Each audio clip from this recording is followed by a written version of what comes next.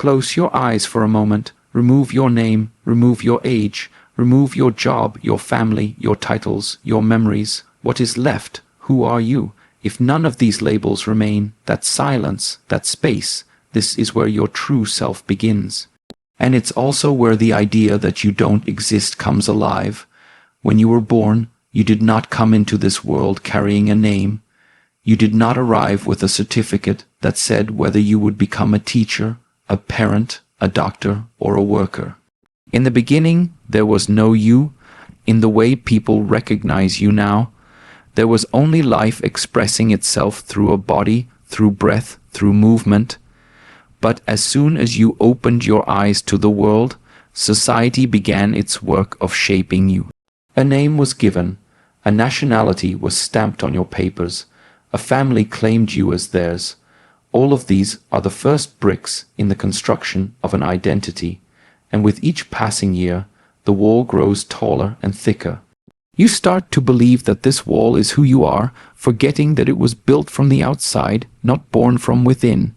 As a child, when someone asked who you were, you proudly gave your name. Later, you added your age, your school, your hobbies, and eventually your job or career. Over time, your answer became more complex, more layered, almost like dressing yourself in different costumes to suit different audiences. To a stranger, you may be just another face. To a colleague, you are a professional title. To a parent, you are a son or daughter. To a friend, you are a companion. Each label shifts depending on the situation, but none of them tells the whole truth. The deeper truth is that all of these identities are relative. They are masks you wear, not the essence of what you are. Yet, most people cling to these masks so tightly that they forget there is something behind them. Think about how often your identity changes with circumstance. At work, you may hold authority and responsibility, and so you act with seriousness and discipline. At home, you might play the role of caregiver, softening your tone, showing tenderness. With friends, you take on yet another mask, perhaps more playful, more relaxed. Each role feels real in the moment, but if you step back, you'll notice that the you who was strict at work is not the same you, laughing over dinner with friends. So, which one is the real you?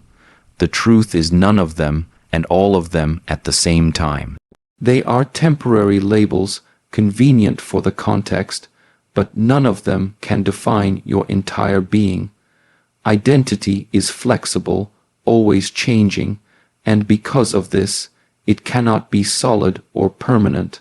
Society, however, encourages us to believe the opposite. We are taught to present ourselves as fixed entities. From a young age, children are asked, "What do you want to be when you grow up?" Notice the wording, not "what will you do," but "what will you be?" This question plants the idea that your worth, your existence, and your being must be defined by one label, one role, one occupation. Later in life, this belief becomes a prison. A person may say, "I am a lawyer," or "I am a mother," as though this identity is the totality of their existence. But when circumstances change, when retirement comes, or when children grow up, many people feel lost, as if they no longer exist. Why? Because they had confused the label with their essence. They thought the mask was their face. The illusion of identity is reinforced by constant comparison. Once you believe you are only your label, you begin to measure its value against others. If you see yourself as successful, then you are always in danger of someone appearing more successful. If you see yourself as beautiful, then someone more beautiful threatens your sense of worth. Labels create competition and insecurity because they are built on unstable ground. They are borrowed from the outside world, which means they can be taken away at any moment. When you lose a job, the label of professional disappears. When relationships end, the label of partner is gone. The question then arises, if all these labels can vanish, what remains? To see identity as a collection of labels is to recognize that none of them truly belongs to you. They are like clothing, useful, necessary at times, but not permanent. You put them on when needed, and you take them off when they no longer serve their purpose. The danger comes only when you forget that you are not the clothes themselves. Beneath the layers of name, role, and expectation, there is something that cannot be labeled, something alive, aware, and present. This awareness does not rely on titles or descriptions. It simply exists. It is the witness of all the roles, the silent observer of all the changing masks. When you touch this awareness, even briefly, you understand that the you that society has built is not the ultimate truth. It is only a story, a convenient fiction. The real essence is beyond all stories, and it cannot be captured by words. From the moment you wake up in the morning to the moment you close your eyes at night, there is a subtle assumption that things will remain as they are. You expect that your body will function the same tomorrow as it did today. You expect that the people you love will still be there, unchanged, waiting for you. You expect that your house, your work, your possessions will remain in their place, untouched by the passage of time. This assumption brings comfort, but it is built on fragile ground. The truth, often ignored until it shakes us by force, is that nothing is permanent. Every breath you take is a reminder of change. The air you inhale is not the same as the air you exhale. The cells in your body die and renew without your permission. To believe in permanence is to blind yourself to the most obvious truth. Life is constant transformation. Look at your own body as the first example. The body you carry today is not the same body you carried 10 years ago. Science shows that almost every cell is replaced over time. The bones grow denser, then weaker. The skin stretches, then wrinkles. Hair darkens, then grays. Even your height and weight fluctuate throughout the years. Yet people insist on saying, "This is my body." But which body are they speaking of? The body of childhood, the body of youth, or the body of old age? The body is not permanent, yet we identify with it as if it were carved in stone. The illusion of permanence makes us cling to it, fearing its inevitable change. The same illusion extends to your thoughts and emotions. How often have you felt one thing in the morning and the complete opposite by nightfall? A moment of joy can vanish into sadness, anger can cool into calm, excitement can fade into boredom, thoughts arrive uninvited, stay for a while, and then depart, just like guests in a house. Yet the mind creates a story, a sense that I am this thought, or I am this feeling. If you believe in permanence, you trap yourself inside emotions that were never meant to last. You cling to joy, afraid it will end, and you resist sorrow, not realizing it will fade on its own. To see emotions as permanent is to miss the rhythm of life itself, which is built on constant ebb and flow. Consider relationships as another mirror of impermanence. You meet someone new and it feels eternal. You say words like forever or always, but forever is a word that does not belong to human experience. Friendships change, lovers drift apart, families evolve. Even when the bonds remain, the dynamics shift. A parent who once cared for you becomes someone you must care for. A friend who once shared every secret becomes a stranger you rarely see. This does not mean love is false. It means love, too, is subject to the law of change. To cling to the illusion of permanence in relationships is to invite suffering when life takes its natural course. Material possessions further highlight the fragility of permanence. A house can crumble, a car can break down, money can lose its value. Even the objects you treasure most, jewelry, books, photographs, fade or decay over time. Yet, humans cling to them as if ownership could defeat time. The truth is, you do not own anything permanently. At best, you borrow it for a while. Even your own body, the possession you hold most closely, will one day be returned to the earth. The illusion of permanence makes people fight, hoard, and stress over things they can never truly keep. But when the illusion is broken, they see possessions for what they are: temporary companions, not eternal anchors. The illusion of permanence is powerful because it creates a false sense of security. People build lives on the assumption that tomorrow will be the same. They make plans years ahead, believing the path will remain straight and clear, yet all it takes is one unexpected moment, a diagnosis, an accident, a goodbye for the illusion to shatter. Those who cling too tightly to permanence suffer the most when change arrives, but those who understand impermanence flow with it. They are not surprised when the river bends. They are ready to adapt, to let go, to begin again. To see clearly that nothing is fixed, nothing is stable, is not a cause for despair. It is the opening of freedom, because when you stop clinging to what cannot remain, you finally learn to embrace the present as it is. The mind is a storyteller. From the moment you wake, it begins weaving a narrative, pulling threads from memory, expectation, and imagination. It tells you who you are, where you belong, what you should do, and how you should feel. These stories repeat so often that they feel like truth, but they are not truth. They are habits of thought. Think of how the mind insists: I am successful, I am a failure, I am loved, I am alone. Each statement is just a sentence, just a pattern of words. Yet, because the mind repeats them, they solidify into identity.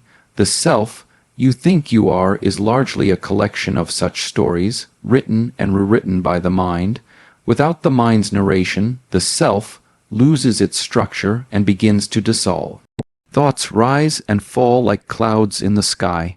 They are fleeting, temporary, yet the mind convinces you to identify with them. When anger appears, the mind says, I am angry. But if you pause, you see the anger is not permanent. It comes, it stays for a while, and it leaves. It is more accurate to say anger is present, and not I am anger. Yet language itself strengthens the illusion. Words like I, me, mine create a false sense of ownership over experiences that are simply passing through awareness. By accepting this ownership, you build a false identity around emotions that were never meant to define you. Memories play an even deeper role in constructing the illusion of self. The mind looks backward, collects fragments of past experiences, and ties them together into a timeline called my life. You remember your childhood, your schooling, your struggles, your triumphs. Each memory is like a snapshot, and together they form an album you call me. But here is the paradox: memory is selective. You forget more than you remember. You reinterpret events differently over time. Sometimes you even remember things that never truly happened. If your sense of self is built on memory, then it is built on shifting sand.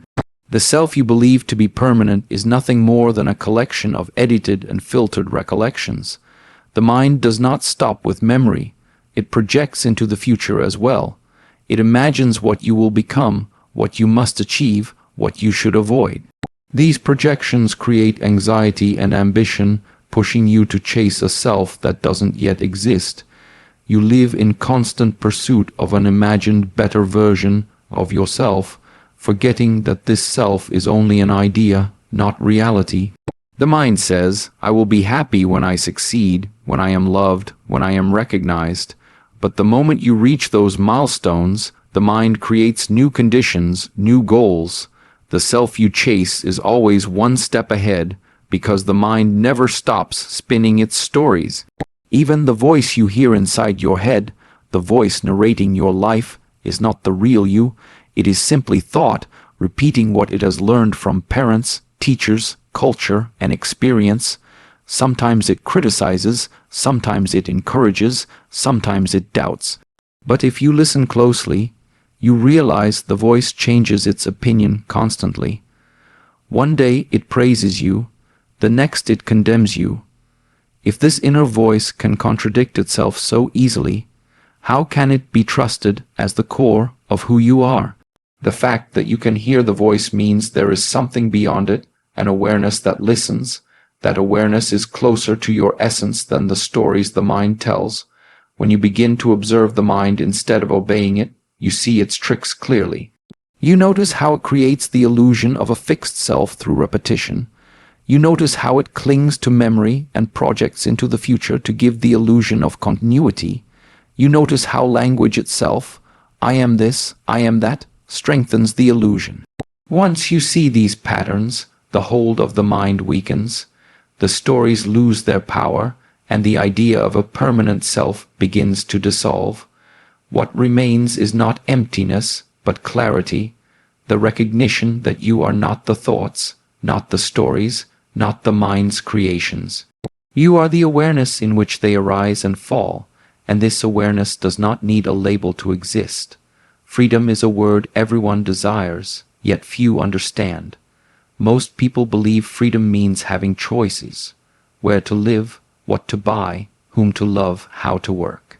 But these are external freedoms, limited by circumstance, money, and time. The deeper freedom lies not outside, but inside. It begins when the grip of the self loosens. The self, with all its labels and stories, binds you in invisible chains. It makes you fear failure, because it says, if I fail, my worth is destroyed. It makes you crave success, because it whispers, if I succeed, then I will be someone. The self defines itself through gain and loss, and so you are always in tension, always fighting for security. True freedom arises only when you step beyond this narrow identity, when you see that you are not the roles you play, not the stories the mind repeats. The self thrives on comparison. It measures itself against others. Who has more money? Who is more attractive? Who is more respected? In this endless game, you can never truly win because there will always be someone with more. Even if you reach the top in one category, time will eventually strip it away. Youth fades, power shifts, reputations crumble. As long as you identify with the self, you are imprisoned by comparison. But imagine what happens when you no longer need to measure yourself at all. Imagine living without needing to be better or worse than anyone. That is freedom. When you stop running the race the self created, and you simply walk your own path without fear of judgment. Another way the self traps you is through fear of loss. You cling tightly to identities, possessions, relationships, because you think they define you. If your job disappears, who are you? If a relationship ends, do you still exist in the same way? This fear makes you grasp, hold, and resist change. Yet the harder you cling, the more suffering you feel when change inevitably arrives. Freedom lies in recognizing that you are not diminished by loss.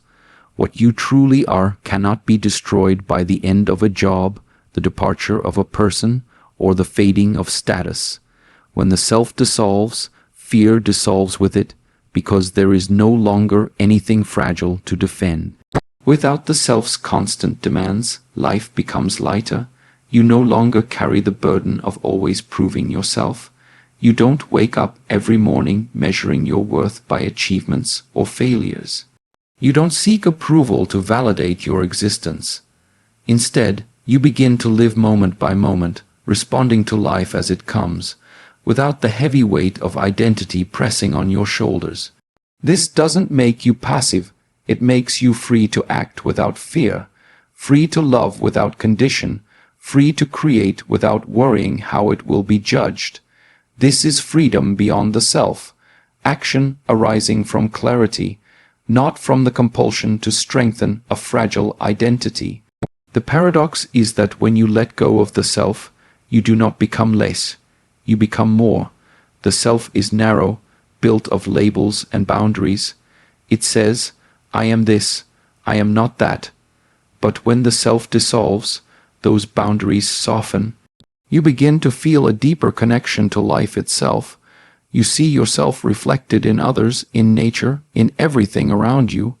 Compassion grows naturally because you no longer see others as separate competitors, but as expressions of the same existence.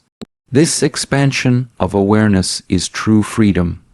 It is not the freedom of doing whatever you want, but the freedom of being at peace with whatever is.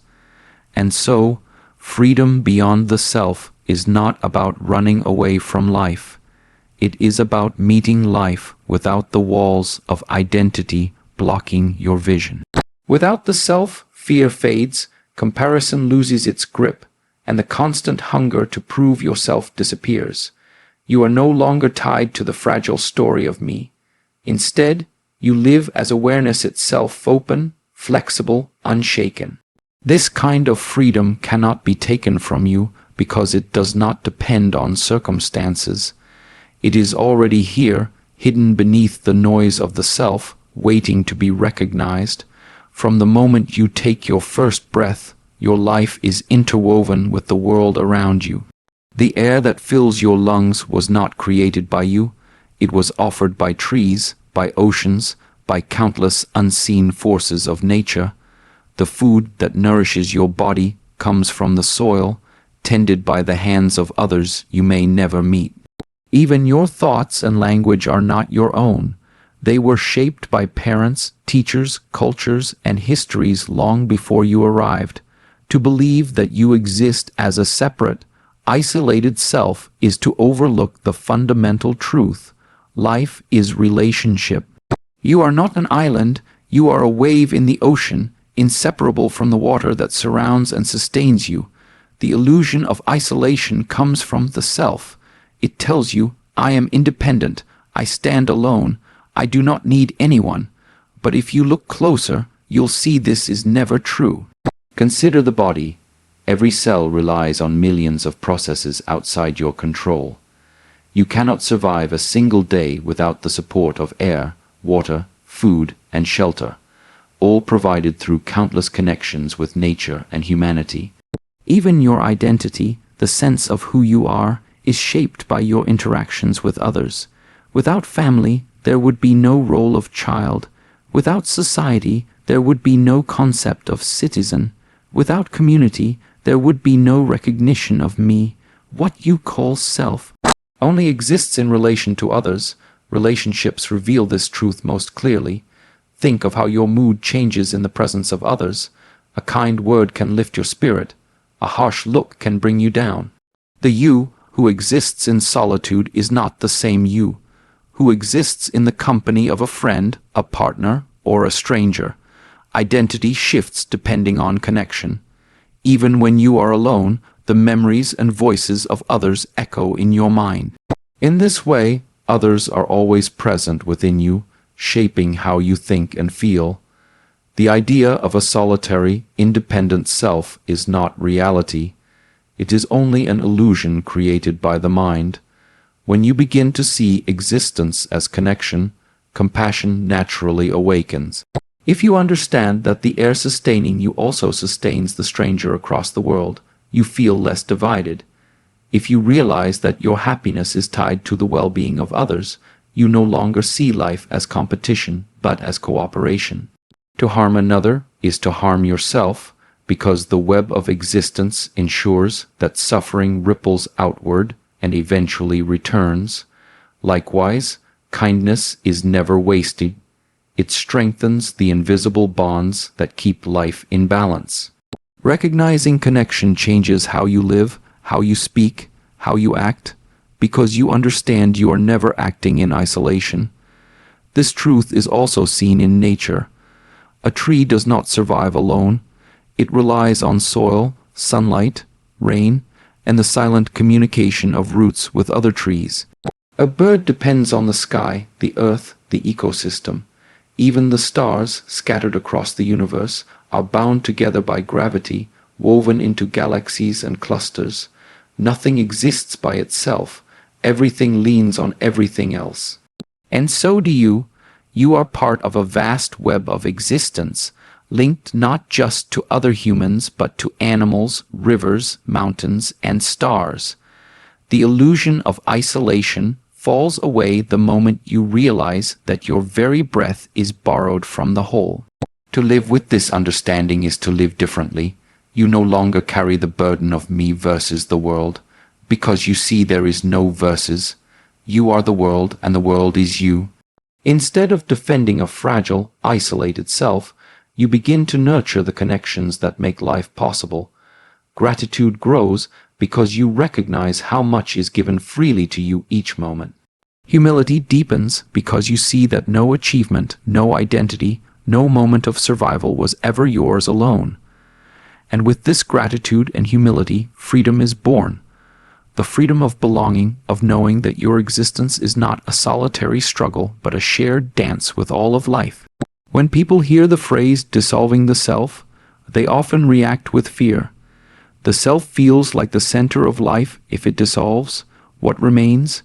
The mind imagines emptiness, loss, or even destruction. But this fear comes from misunderstanding. To dissolve the self does not mean to destroy existence. It means to remove the heavy armor of identity that has been weighing you down. Imagine carrying a backpack filled with stones, each stone a label, a memory, a role, a fear, an expectation. You carry it every day, believing it is part of you. Dissolving the self is simply the act of setting the backpack down. You still exist, but you exist without the unnecessary weight. In that lightness, life feels more spacious, more alive. The power of dissolving the self lies in the end of suffering. Most suffering is tied to the I. I want this and did not get it.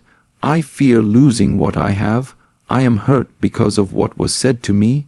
The more tightly you hold on to I, the more you suffer when reality does not align with your desires. But when the self loosens, desires still arise, yet they do not trap you. Pain may still appear, but it does not define you. You become like the sky, untouched by the passing weather of emotions and events. Anger, joy, sadness, fear, these are like clouds that come and go. The sky never clings to them, and in the same way, you too can remain open and vast when the self is no longer your cage. Another power that comes with dissolving the self is the ability to live authentically. The self is always performing, always wearing masks to gain approval, recognition, or safety. It asks, will others like me if I act this way? Will they accept me if I speak my truth? In this way, the self edits your life, cutting out the parts it fears will be judged. But once the self dissolves, there is no performance left. There is only presence. You no longer waste energy trying to maintain an image. You speak with honesty, act with clarity, and live in alignment with the moment, not in alignment with an audience. This authenticity is rare, and it can only flourish when the self is set aside. The dissolution of self also brings a profound sense of unity. As long as you see yourself as separate, life is divided into me and them, inside and outside. This division breeds conflict, fear, and loneliness. But when the self dissolves, the walls between you and the world grow thin. You feel less like an isolated being and more like a wave in the ocean of existence. The boundaries soften. The suffering of others touches you as if it were your own, and their joy uplifts you as if it belonged to you too. Compassion deepens naturally, not because you force it, but because the illusion of separation has melted away. Creativity and spontaneity are also unlocked when the self dissolves. The self is cautious, always calculating, always protecting its image. It worries about success and failure, about being right or wrong. But in the absence of self, you are free to experiment, to explore, to create without fear. A child paints not to impress, but to express. A musician plays not to prove skill, but to feel the music flow. This childlike freedom returns when the self is no longer directing every action. Life becomes art, not a performance, but a natural unfolding of your inner nature. In this flow, joy is not tied to outcomes, but to the act of living itself. Finally, dissolving the self reveals the purest form of awareness. Without the self's constant chatter, I want, I fear, I need, I am. What remains is silence, stillness, and clarity. You are no longer lost in the stories of the mind. You simply experience life as it is without distortion. The taste of food, the sound of rain, the sight of a sunrise, these simple things become profound because they are no longer filtered through the self's endless commentary. Awareness itself becomes the center of your existence, and in this awareness there is peace. To dissolve the self is not to lose yourself. It is to return to what you always were before the mind built its illusions, open, present, and infinite. So in the end, you don't exist. Is not a denial of your being, but a call to shed the layers that blind you from seeing who you truly are. It's an invitation to move beyond the fragile stories of identity and step into the freedom of awareness. When you let go of what you think you are, you make room for what you've always been. Not a name, not a title, not a fleeting thought, but presence itself. The moment you stop clinging to the illusion of me, life opens in a way that words cannot capture. Fear loses its grip, suffering loses its sting, and even joy transforms into something deeper, peace without condition. And in that space, you realize the person you thought existed was never the real you. The real you is the one who witnesses, the one who is always here, untouched and infinite. So I leave you with this question. If the you defend so fiercely doesn't truly exist, then what remains when it's gone? That silence, that awareness, that is the essence of your being, and it was never absent.